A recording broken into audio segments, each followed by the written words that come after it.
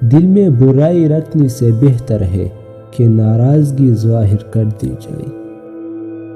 میں سب جانتا ہوں، یہی سوچ انسان کو کنویں کا مینڈک بنا دیتی ہے۔ یہ دو باتیں اپنے اندر پیدا کر لو، ایک چپ رہنا اور دوسرا معاف کر دینا، کیونکہ چپ رہنے سے بہتر کوئی جواب نہیں اور معاف کر دینے سے بہتر کوئی انتقام نہیں۔